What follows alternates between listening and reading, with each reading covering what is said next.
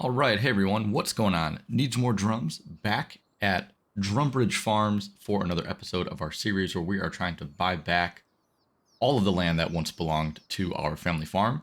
And today we're actually picking up right where we left off. So it's April 2nd, about 3 p.m. And we just got done selling all of the hay bales that we made in the last episode. Well, not all of them, but just the ones on field 38. So if we pop into the mini map here real quick, here's field 38, the new field that we bought over the winter. And my goal is to plant oats in this field. And so that's why we're at the store right now. We're actually going to lease a plow and we're going to plow this up.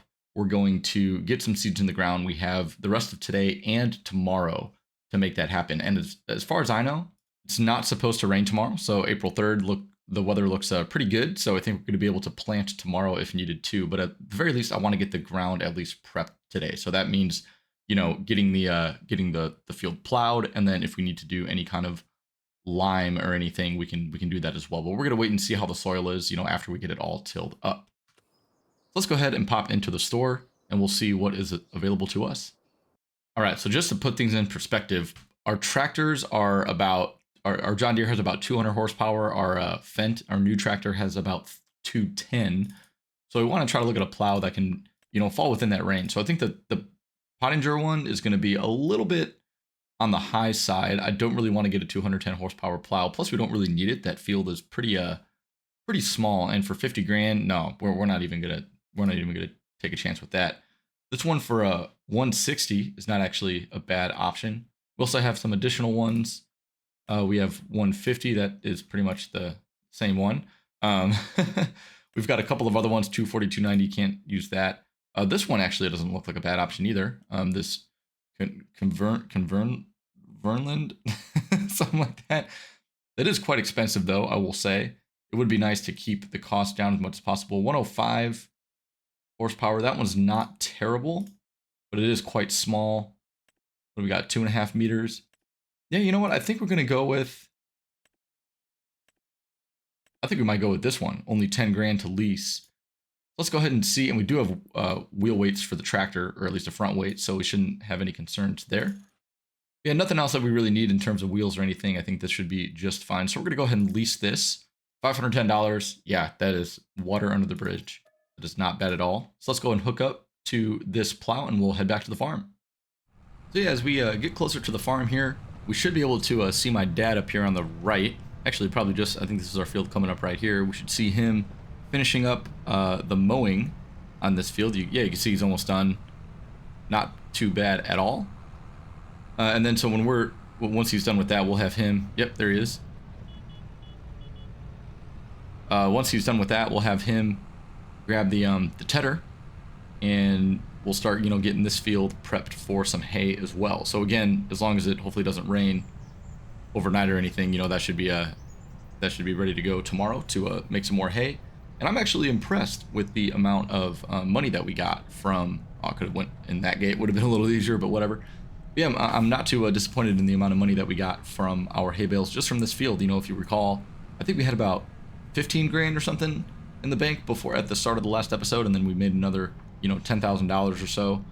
I think each load was about 3,000 if I remember correctly. So maybe even a little bit more than that if I'm being honest, but not too bad. And the nice thing about hay too is that you can get that money right away rather than having to wait like for silage, you know, to ferment or something like that. So can't complain there.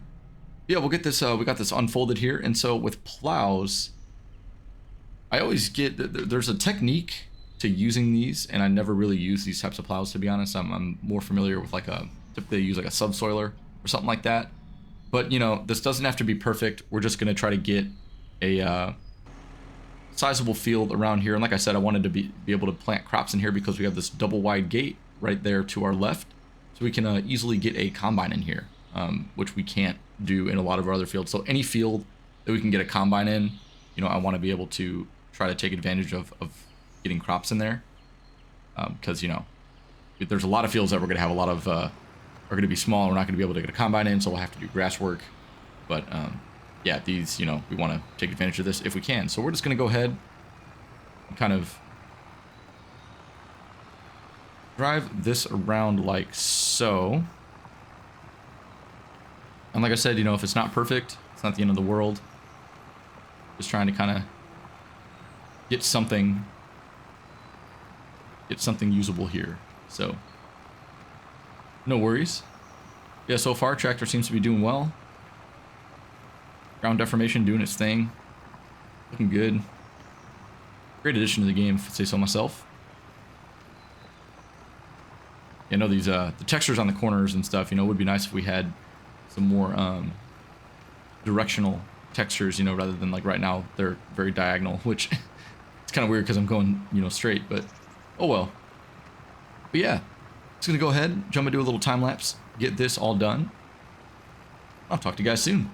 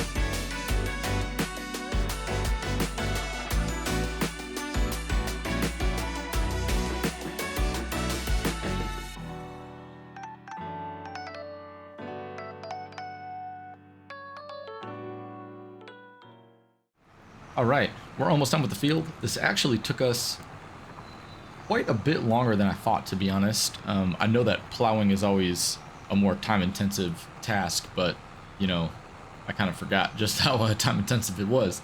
But I will admit, though, it is really satisfying in this game, especially with the ground deformation. I mean, just look at this. This is awesome. I know I messed up. I should have saved the headlands for last. I always forget to do that. I know that you're supposed to save the headlands for last when you plow and cultivate and sow or plant seeds, you know. So I'll keep that in mind for next time. But, you know, I'm new to this. Live and learn. It's been a while since we've been doing any kind of plowing on any of our fields. But yeah. I'm going to finish up this last little bit here, and then we're going to take this back to the shop and drop it off. I know the shop's not open right now, but at least if we drop it off, you know, before the, you know, at the end of the day, we're not going to get charged for another day. So we want to, you know, not have to pay another couple $100 when we're not going to use it, you know, if we drop it off in the morning. We'll go ahead and just finish this up. It's not super late, it's only about 8 o'clock. But yeah, I mean, just look at it, creates this rut, and then if you just kind of drive in that rut, you know, your tires kind of get sucked into this this little pathway here. But yeah, this tractor, you know, it struggles a little bit. I see why people have you know, they put duals on and stuff for plowing, because it really is quite difficult to get some traction. So I get it. Even though we're well above the horsepower requirement of this plow, we still kind of struggle a little bit. Getting some traction in the tires. So it helps to have, you know, bigger tires, or I guess if you're in the States, you know, we'd have more of them. But you know, it's kind of not easy to maneuver tractors with rear duals around in these small little UK roads and fields and things. So I've opted not to do that, and it's been fine. Hasn't been that much of a detriment. We're still able to. We've still been able to run the plow at 7 miles an hour at its full, you know, speed for most of the time. So nothing to worry about there. But yeah, I'll go ahead and finish this up. take the plow back to the shop and talk to you guys in the morning. All right, and good morning, everyone. We are back at the yard here to get started with the day. So last night we got done getting the field plowed, got our plow returned that we were leasing, and my dad finished all of the tedding of this grass. At least I think it's tedding. Yeah, maybe not. Maybe it was just mowing. Maybe it was tedding. I don't remember. Anyway, whatever he was doing, he's done. Yeah, it definitely was tedding because the tedder's on the back of the tractor. So now we can go through and start getting that windrowed. We loaded up the seeder and hooked it up to the John Deere, but we had the soil analysis people come out and they took a look at our new field, and it does seem that we need just a little bit of lime. The levels aren't too bad, but they could be better. So we're actually going to go and run back to the store, grab a very small lime spreader that we're going to lease kind of just for the day, get some lime down. We might have to make a couple trips, to and from the lime buying point, which is actually, I believe it's a garden center, if I remember correctly.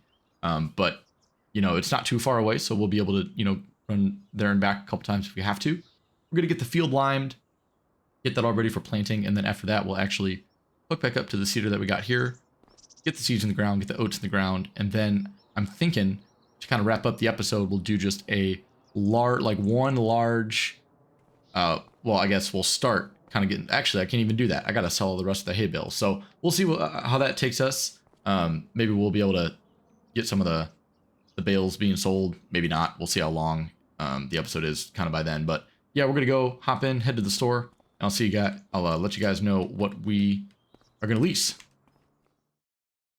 All right, so just getting to the store here. This is what we're going to lease for now. It's really small, super cheap. Our field, luckily, is not that big, so hopefully this should be fine. It does have a 1,650 liter capacity, so it should be all right. Like I said, if we got to make a couple of trips to the lime buy point, I'm not going to be too disappointed about that, since it's really early in the day and it shouldn't take us more than, hopefully, no more than just a couple hours to get this field done. But yeah, we're going to go ahead and grab this, head back to the farm, and go pick up some lime and get it down in the field. Okay, so I actually realized that I don't think there's a lime buy point on this map. There used to be one, I think in the old version of the game, in FS25, there used to be one at the garden center, but I am not seeing it anywhere on the map. So we're gonna drop this, go hook up to our trailer, head back to the store, buy some lime, and then we'll get going. So yeah, sorry for the inconvenience, but didn't realize there wasn't a lime point on this map, and I looked everywhere. I really couldn't find one. But anyway, my dad's out here getting this all windrowed, so we'll come back. There he is right there. We'll get back and bale this later. And man, where did I put my bale trailer? Oh man, just all types of disorganization happening today. Don't know what's going on. Too much to do. But all right, I'm gonna find this. I bet it's in the other yard. And I probably need to get the front loader attached too, don't I? And a pallet fork? Do I even have a pallet fork? I thought I did. I don't know. We're gonna figure it out. All right, bear with me here, guys. All right, and we are back with all of our lime here, and there's our pallet fork sitting right over there. So we're just gonna go ahead and disconnect the trailer. This one takes a minute. And there we go. We'll go grab this, and hopefully, I think we'll be able to load up our lime spreader before actually hooking it up to the tractor. That would make things a heck of a lot easier. I went ahead and just bought like 8 bags. They were only like 450 bucks a bag. Gives us 16,000 liters of lime. So, if we need to do the big field, which we probably will, at least we'll have a good head start on that. And we can buy some more later, but I figured might as well not if we got the trailer, we'll fill it because we'll use this stuff. So yeah, the thing I like about these big bags is that you can just pull right up with a pallet fork like so. Just grab it like that. Little nifty way to move these around. Before I run into the side of that concrete curb there. Yeah, this should just go right. Gotta make sure I'm clear. Yeah, I got plenty of clearance. Let's see if we can. Oh, perfect. Excellent. All right, didn't even take a full bag. I think these bags have 2,000 liters in them, so we still got probably, I think 350 left, if my math serves me right. We'll go ahead and just set this down here for now. We'll just go ahead and leave the front load around for now in case we gotta, come back here and fill it up some more. But yeah, let's go head over across the street to the field, and we will get this on the ground. For now, I'm just gonna leave it set to the auto application rate, so I'm not trying to mess with all that. I never actually used precision farming, so this is a first for me. I'm excited to give it a try, though. So one thing that I'm curious about, since I haven't actually had the chance to really try this in the game yet. I don't know, actually I did. I did in my first little series. I was gonna say, trying to get the see if the auto drive works on a custom field. Oh wait, whoops, nope, don't want that. And it does. Look at that. Yeah, that's awesome. So we can just go around. We'll do one headland pass, and then we'll do the insides. Should not take us that long at all. But cool. I love how the steering assist actually works on the on these custom fields. Really, really nice addition to the base game. You don't always have to have courseplay if you don't want to. I still like to run courseplay a lot, but yeah, it just makes things like this a little bit easier. So let's go ahead, and I think my button is that one. There we go. We'll get the cruise on. I don't even know what the speed is for this. Usually it's like 10 miles an hour or something. Yeah, let's go ahead and get this spreader turned on. And so this should be just applying the right amount that we need. And actually this is going through quite a bit, so we're gonna have to make a few trips back and forth to the other yard there. I did not think it was gonna take this much, but I think this part is, yeah, it's quite a bit low. Didn't know that it was this low, and we're already out. So glad I bought some. I was just gonna buy a couple bags originally, so I'm glad I bought some more because this is gonna take a little bit. So I will go ahead and jump into a little bit of a time lapse. Talk to you guys in a minute once we're done with this field. And we'll take the short way this time. Might as well get this gate open. No use spending our time driving around.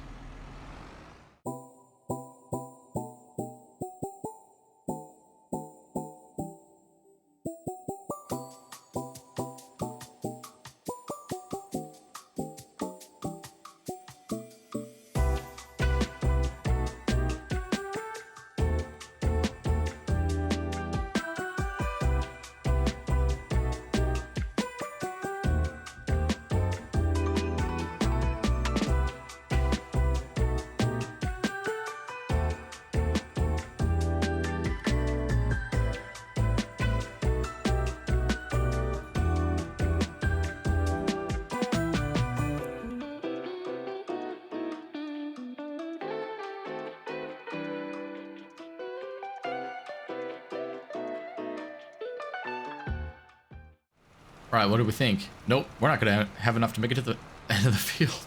Oh, come on.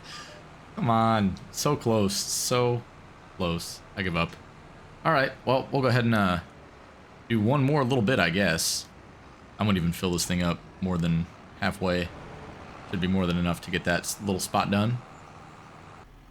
And sorry about during the time lapse, there are little small accidents. Hopefully they'll buff out, but sorry, I'm not paying attention as much as I usually do. Feeling a little bit under the weather today, if I'm being honest. But we're trying our best. We are trying our best. And this is a great way to relax, get some work done. Let's go head over for our last pass. Hopefully this should be enough lime for the field, and then we'll check at the end. Oh, whoops. Let me raise that up there. Perfect. Yeah, then we'll check at the end to make sure that we have you know, see what the levels are. Alright, perfect. More than enough there. Let's go back to the yard. Get this lime spreader disconnected. We'll get it actually emptied out and probably run it back to the shop so that we can, don't forget to do that later. And then we'll get started on our seeding. Also, I'm going to give the tractor just a quick wash. I don't like to leave, well, you know what, I'll wait till after we're done seeding. But I don't like to leave lime on the field, or on the tractor, because it is, you know, kind of corrosive, and, you know, you don't want to let that sit on your equipment for too long. So we're just going to drop the front loader here for now, and then we'll unload this The rest of this lime, we'll just throw it over here for now. What the heck? Oh, man. See what I'm talking about? See what I'm talking about? Just not even paying attention. All right, ignore that. We'll leave that there for now. Empty this out. There we go. There's the rest of that. I will admit, though, it always puts it in a pallet, and I don't want it in a pallet. I want it in a big bag. But it's fine. The pallets are a little bit finicky sometimes to move around, so I don't always prefer those, but it is what it is. We'll go run this back to the shop, drop it off, and then I will see you guys in the field. All right, we were just getting back to the farm. I'm going to go and hook up to the seeder. We filled this up last night before I went to bed, so it's all ready to go. It doesn't have, you know, fertilizing capabilities, so we are going to get a coat of fertilizer down. And I'm thinking I should probably do it right after I plant, because I don't have any kind of a, you know, narrow tires on this or anything. But what I might do, we only got one more harvest, I don't know, of the grass. I don't know. I was thinking about just doing a big, you know, round of fertilizer on all of our fields, including our grass fields, so that, you know, the last cut will be would be, you know, really, really high yielding. But I'm not sure how I feel about that. We only do have one more cut, and we got so much last time. It was kind of a little bit of a nuisance to try to get everything baled and stuff. But we'll see. Either way, we're probably not going to be able to do that today. At the very least, I'll be able to get one coat of fertilizer down right after I plant here. And I'm also thinking about herbicide. I don't know what to do about herbicide anymore, because with precision farming, you know, you don't have you could use like the spot spray on your herbicide spreaders or herbicide sprayers, and I think that ours has it. I don't remember exactly, but I think that it does. In that case, you know, it's really beneficial to almost like wait for the first round of weeds to appear, because then you only get the ones that are there and you save a lot on herbicide costs. The alternative is, you know, you do it right at the start and then right after you plant, and then you don't have to worry about weeds at all, and it keeps your yield up, because every stage of weeds, you know, is a yield detriment. So I'm not quite sure what the best course of action is. You know, if it's gonna, we'll save money waiting for weeds, but we'll also lose a bit of yield. So I don't know. We'll think about that. But let me know in the comments, you know, what you guys usually do, if you do anything specific when it comes to weeds, especially with precision farming, now that it's a little bit, you know, a little bit different. But yeah, my go-to practice was always just putting it down right from the start before the crop even sprouted, because then that would mean that it wouldn't even, you know, you wouldn't get any weeds at all. But we'll see. So yeah, so we got our oats. This is what I want to plant. They'll be ready in the fall, about the same time as the, well, actually, no. They're going to be ready this, yeah, like this fall, in like 4 months. And then we want to wait to plant some, a winter crop, like winter wheat or barley in the big field. So we'll do that a little bit later as well. That's going to be later in the year. But yeah, once again, just going to jump into a quick little time lapse here. Get these all in the ground, and I will talk to you guys once we are done. My dad's been doing a great job windrowing the rest of the hayfield across the street there, so we'll bale that later today. But all that is to come. Let's go ahead and get this done.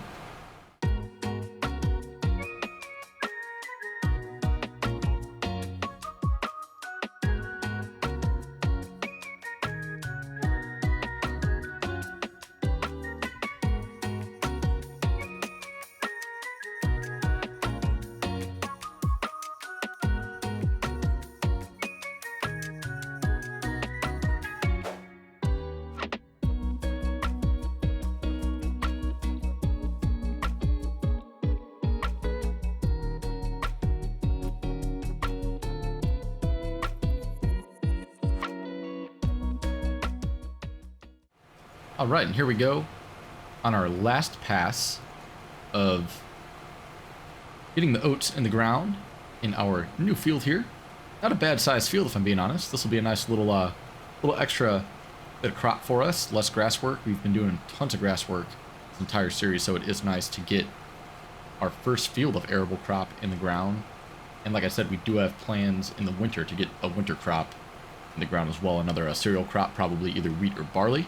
Not sure which one I'm going to do yet, but we'll figure that out later. If you have any suggestions, let me know in the comments.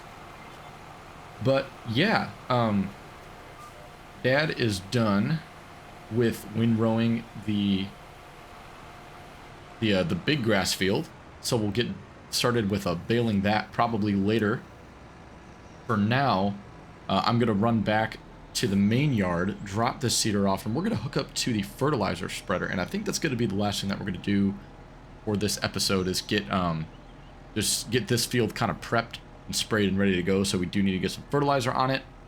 And let me see about the herbicide. I'm going to see if our sprayer has that special, you know, attachment or not that allows us to spot spray the weeds. If it does, then I might wait until at least the first growth stage of the crop, because we can still drive on it with our normal tires.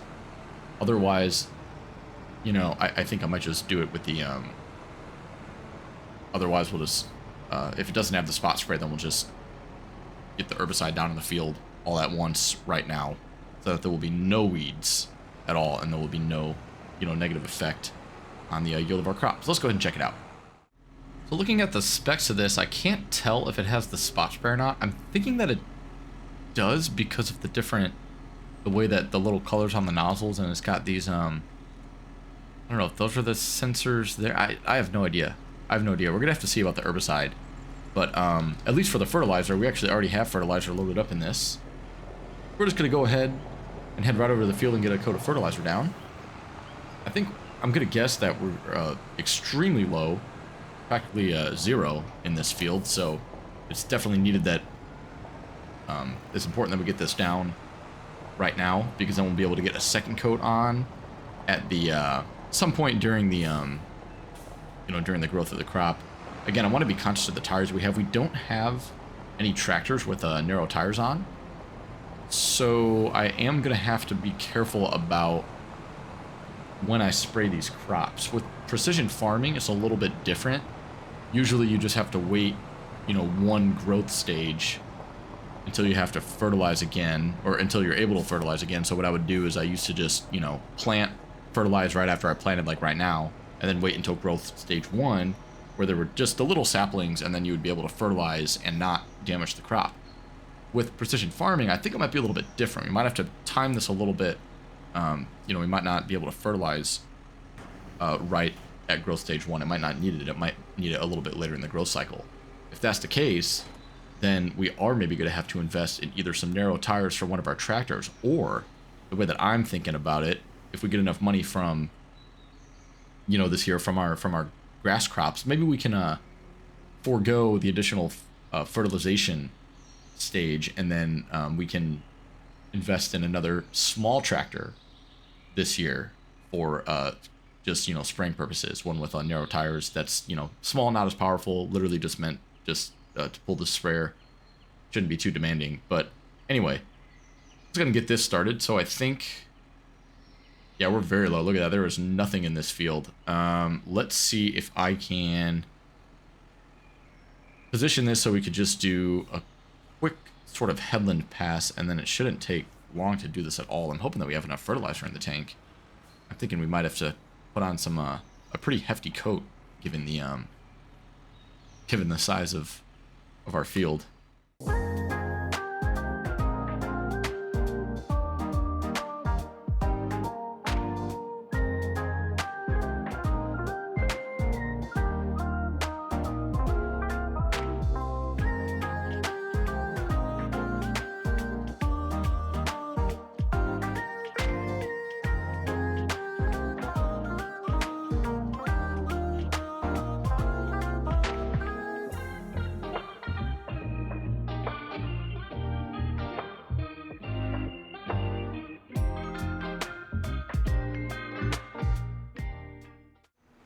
All right, and there we go.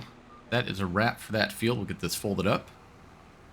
And that barely took any fertilizer at all, which is awesome. Yeah, let's go ahead and just check the values here. So you can see when we put down our line, we had a little bit of a, you know, we have some different levels in some spots. I think this is where we were kind of slow. We may have overdone it in a couple areas. Nitrogen, don't really know what that means. I think this has to do maybe with some speed. Different soil types too need different, different application rates. So yeah, it looks like that's probably going to reflect the soil type there. Yeah, you could see, there's the dark blue, and then there's where the kind of the same area where it's a different application rate. So that should be good. I'm gonna hope. Yield, I guess we'll wait and see. Seed rate doesn't really matter. But yeah, that's cool. 67 environmental score in this field. Not the greatest, but also not the worst. We'll see when we get our weed herbicide thing figured out. Then maybe we'll get a little bit of a better score. And plus, we got to wait until a couple crop cycles anyway to get the good rotation and stuff going. So we'll see about that. But cool. Yeah, we're gonna go ahead and just remove the liquid fertilizer from the tank, since we're probably gonna fill it up with some herbicide anyway. Which I know I still have not made my decision.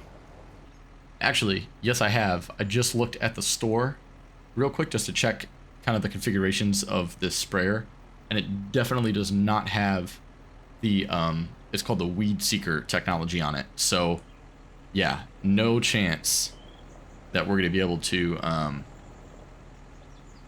do that. do that, with kind of spot spraying the weeds. So it doesn't really make a difference, I think, to me, whether we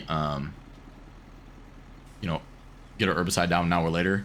So I think we're just gonna do it now, because if we wait until the weeds start to sprout, then we're gonna have a yield detriment anyway, like I said. So we're just gonna fill this up probably to about 2,500. Oh, 2,450, good enough. Let's go and head over there, get a coat of herbicide down, and then call it a day. So let's get this done real fast. And I know that applying a lot of pesticide or herbicide to your crops is definitely not the most environmentally friendly way to deal with this. So I think in the future, it will be worth it to get a bit of a, an investment in like the weed seeker technology for the sprayer, and invest in a tractor with some narrow tires, so we can properly, get the crops the nutrients that they need, and not have to herbicide our field, more than we need to. So hopefully this works. It worked before precision farming was a thing, so hopefully it still works now. But I guess we'll see. But yeah, with that being said, I think I'm gonna go ahead and call it an episode here. Off camera, I'm going to go ahead and bale the big grass field and get rid of some of these hay bales. And I'll probably just bring you guys back once we are ready to, I don't even know if you guys want to see any more grass work. I think I'm just going to wait until I have something of value, to let you know about. Either when we buy another field, we buy some more equipment, or when we get our crops in the ground for the big field, get our winter crops in the ground. So either one of those things, I'll let you guys know. So we might be back in a few months of game time. But yeah, thank you guys so much for watching. Hope you're enjoying this. Anything that you want to see on the series, please leave a comment below. Anything that you think I'm doing wrong, please leave a comment below. But I'm still learning. Precision farming is a little bit new to me, and so we're just kind of learning the ropes, and we're having fun with it. I think it's really cool. I think it adds a nice, extra step or two to the game, where you actually have to kind of consider what you're doing, and it's not just going through the same motions again. And every crop has a unique nutrient content that it adds to the soil and stuff. So it is pretty cool, and I'm excited to be able to have it, especially now that it's at a point where it's actually pretty functional. I know there were some bugs, but hopefully everything's pretty much worked out. But anyway, thank you guys so much again for watching and for the support. I will see you in the next video. So have a great week, and I will talk to you soon. Peace out.